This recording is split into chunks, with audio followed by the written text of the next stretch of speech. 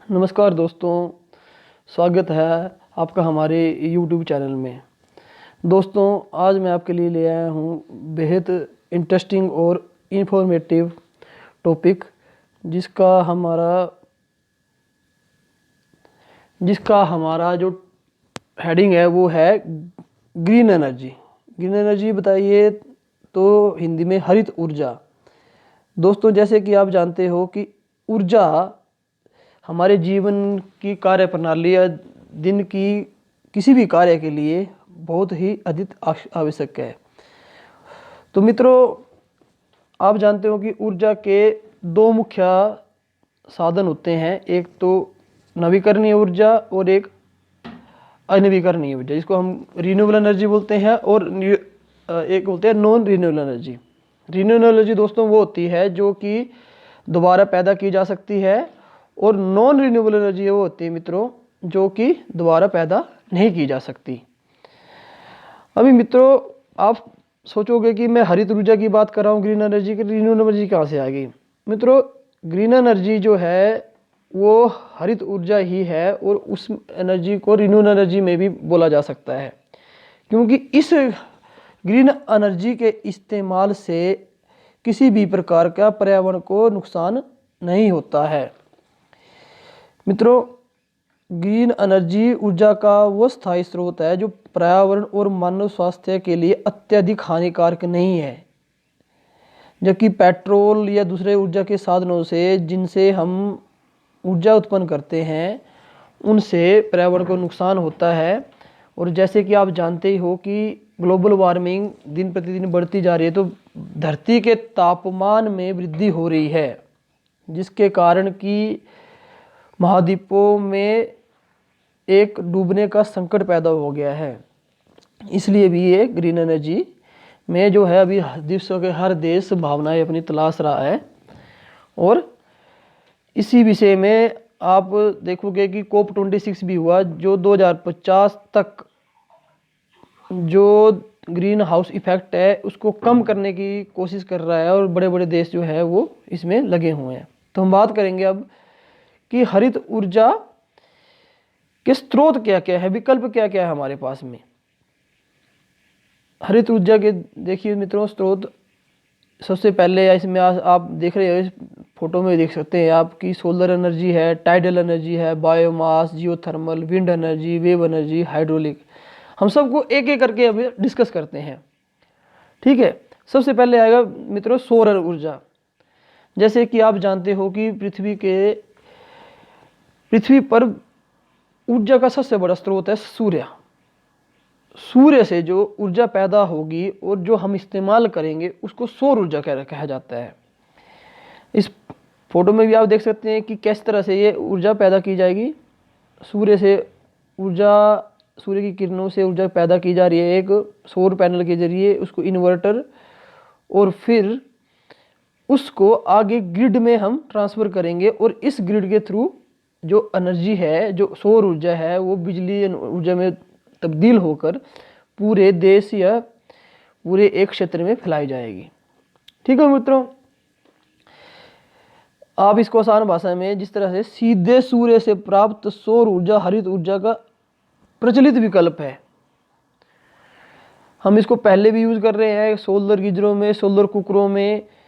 अब इसको विस्तृत पैमाने में चलाने की कोशिश की जा रही है, और इसमें अपार संभावनाओं को देखते हुए भारत सरकार भी इसमें निवेश कर रही है। और आपको जीके के सवाल से एक क्वेश्चन भी है कि भारत कौन से अलायंस का नेतृत्व कर रहा है सौर ऊर्जा में, तो उसका नाम है solar alliance, world solar alliance, जिसका हेडक्वार्टर आपका गुड़गांव में है। ठीक है मित्रों, आगे बात करते हैं पवन ऊर्जा के बारे में। जो आपने सुना ही होगा कि ऊर्जा के नवीकरणीय संसाधनों में दूसरा जो सबसे महत्वपूर्ण संसाधन है पवन ऊर्जा है। पवन ऊर्जा जो है धरती के खुले हवादार स्थानों पर पवन चक्कियों के द्वारा पैदा की जाती है। इससे भी बिजली बनाई जाती है। ऐसा माना जाता है कि दुनिया में सकल पवन ऊर्जा के उपयोग में चीन, अमेरिका और जर्मनी के बाद भारत का चौथा स्थान है। भारत की पवन ऊर्जा के उत्पादन में कुल वैश्विक भागीदारी 5.8% है मित्रों। काफ़ी अधिक है और माना जा रहा है कि भारत इसको और अधिक बढ़ाएगा ताकि इसको अधिक से अधिक प्रयोग किया जा सके और नवीकरणीय साधन को इस्तेमाल किया जा सके। भारत की पवन ऊर्जा विद्युत उत्पादन वर्तमान में 9,500 मेगावाट है और जो भारत की ऊर्जा का कुल क्षमता का 8.7% है।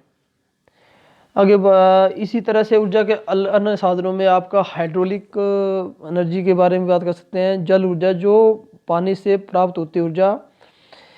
पानी भी दोस्तों ऐसा संसाधन है जो हमारे पृथ्वी में अवेलेबल है और उससे हम ऊर्जा पैदा कर सकते हैं। अब देखेंगे इस फोटो के माध्यम से किस तरह से ऊर्जा पैदा की जा रही है।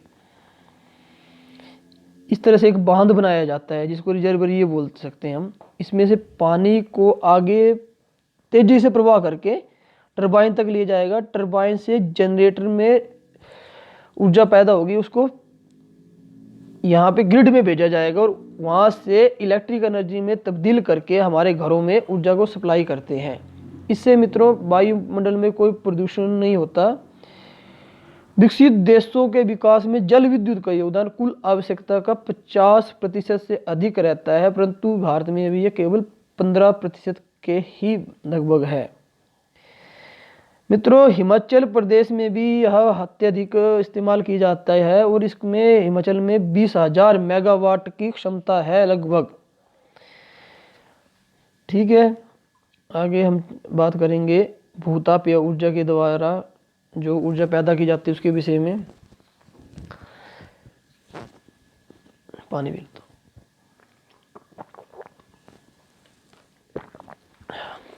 पृथ्वी के गर्भ में उपस्थित खनिजों के रेडियोधर्मी क्षय और भूस्तर द्वारा अवशोषित सौर ऊर्जा के कारण भारी मात्रा में तापीय ऊर्जा बनती है, जिसे भूतापीय ऊर्जा कहते हैं। हो सकता है आपने इस विषय में ज़्यादा ना पढ़ा हो ना सुना हो, क्योंकि ये हमारे देश में अधिक लोकप्रिय साधन नहीं है। यह धरती के कुछ विशेष स्थानों में ही इसका इस्तेमाल किया जा सकता है, जहाँ पे कि गर्म भाप के बुलबुले निकलते हैं। जैसे कि आपके मणिकर्ण है, हिमाचल में कुछ स्थान है जहाँ पे इनसे जो है गर्म पानी जो है वो धरती के ऊपर के हिस्से में अपने आप आ जाता है और उसका इस्तेमाल करके हम जो है ऊर्जा पैदा कर सकते हैं, उसके एनर्जी बना सकते हैं। ये बहुत ही अत्यधिक जो लोकप्रिय साधन है, स्पेन में ज़्यादा प्रयोग किया जाता है। देखोगे मित्रों आप, इसमें 2 तरह के कुएं बने हैं। एक कुएं से आपके जो है पानी डाला जा रहा है, ठंडा पानी, और इससे भाप के जरिए ऊपर आ रहा है, भाप टरबाइन में जा रही है और वो जनरेटर को ऊर्जा प्रदान कर रही है। फिर ये ठंडी होकर वापस आ रही है और उसी कुएं के जरिए वो पानी जा रही है। ये धरती में गर्म चट्टानों के ऊपर जो पानी स्थित होता है उसके इस्तेमाल से यह एनर्जी बनाई जाती है और यह एक मुख्य साधन रिन्यूएबल एनर्जी को हो सकता है। लेकिन इसमें टेक्नोलॉजी और अन्य चीज़ें काफ़ी महंगी है, तो इसका इस्तेमाल अभी बाकी दुनिया के देशों में नहीं किया जा सकता है। इसी तरह हरित ऊर्जा के अन्य विकल्प भी है, जिसमें बायोमास, लैंडफिल या फिर आपका वेस्ट टू एनर्जी पैदा की जा सकती है।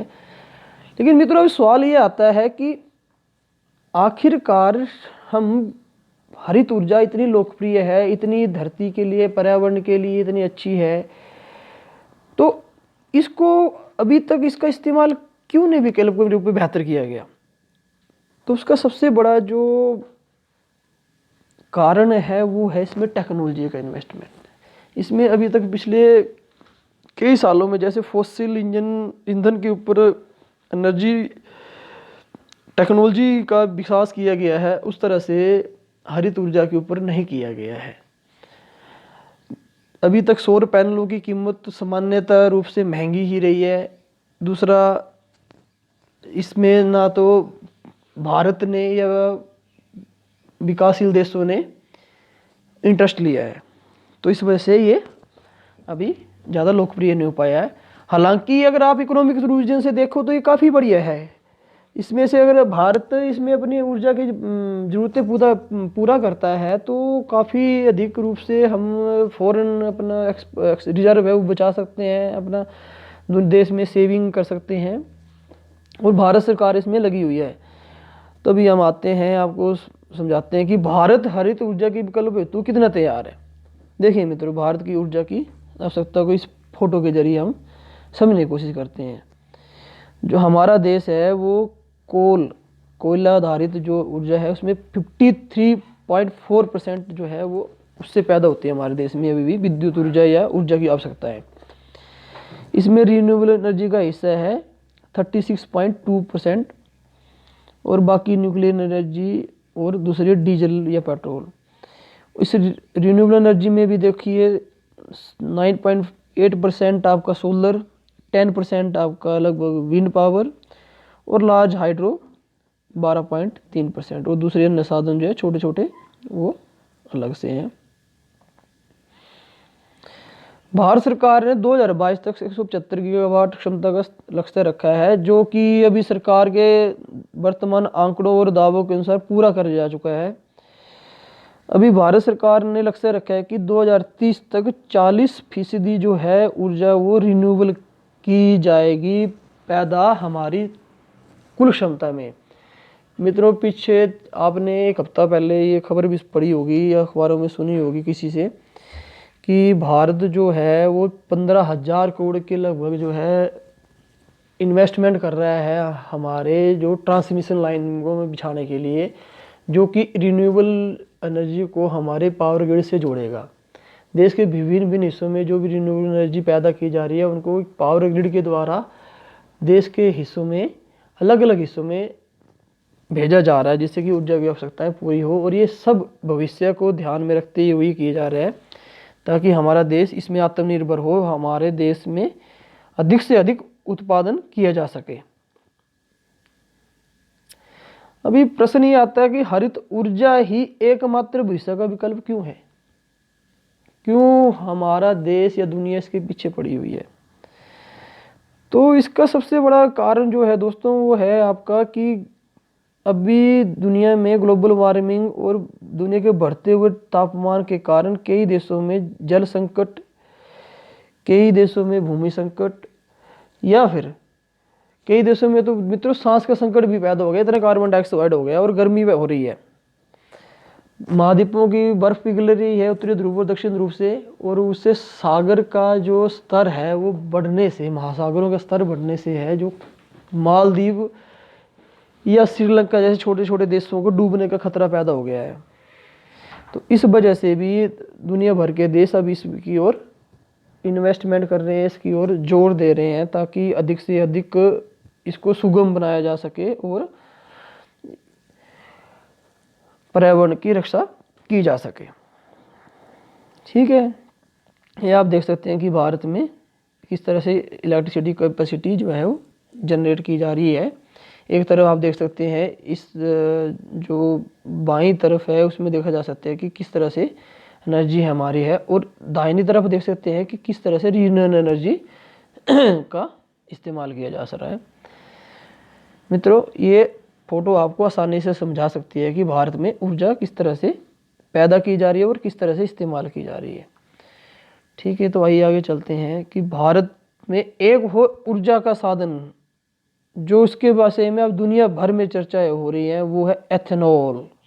एथेनॉल एथेनॉल भारत सरकार ने अगले 2 साल में 20% एथेनॉल सम्मिश्रण का लक्ष्य रखा है। मित्रों, एथेनॉल ऊर्जा का वो साधन है जो नॉन रिन्यूएबल है। आप इसमें थोड़ा सा ये कर लीजिए, ये हरित ऊर्जा में ग्रीन एनर्जी है ये अवश्य, लेकिन ये नॉन रिन्यूएबल है, इसको दोबारा पैदा नहीं किया जा सकता।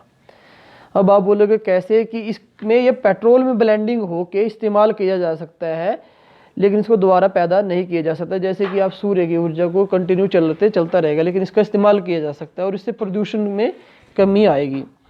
एथेनॉल जो है वो हमारे गन्ने से एथेनॉल पैदा होता है, वेस्ट से एथेनॉल पैदा होता है और यह काफ़ी बढ़िया ऊर्जा का साधन हो सकता है। और भारत सरकार ने भी इसमें कोशिश कर रही है कि अधिक से अधिक जो है पेट्रोल के साथ में इसको मिक्स किया जा सके। अभी 2022 तक इसका 10% जो है एथेनॉल का मिश्रण किया जा रहा है पेट्रोल के साथ में, और इसे बढ़ाकर 2030 तक पहले 20% करने का लक्ष्य रखा था। बाद में से 2025 कर दिया गया 2021 शुरुआत में, फिर सरकार ने रिवाइज करके 2023 तक इसको 25% रखने का लक्ष्य करा है मित्रों, 20% का। इससे एथेनॉल से हमारे देश की ऊर्जा की ज़रूरतों को पूरा भी किया जाएगा और हमारे देश में जो किसान हैं उनको भी इससे इनकम आएगी, जो कि हमारे देश के किसानों की समृद्धि और आय बढ़ाने के लिए बहुत ही बढ़िया एक साधन रहेगा। तो मित्रों, आज हमने बात की हरित ऊर्जा के बारे में। ये है हमारी प्यारी धरती और इसको बचाना, संरक्षण करना और अगले पीढ़ी के लिए सहेज के रखना हम सबका कर्तव्य बनता है। आशा करता हूँ मेरी जानकारी आपको रोचक लगी होगी और आप भी इस विषय में और कार्य करेंगे और लोगों को प्रेरित करेंगे। अधिक से अधिक पेड़ लगाइए और ग्लोबल वार्मिंग और वायु प्रदूषण से मुक्ति दिलाने में मदद कीजिए। धन्यवाद। जय हिंद, जय हिमाचल।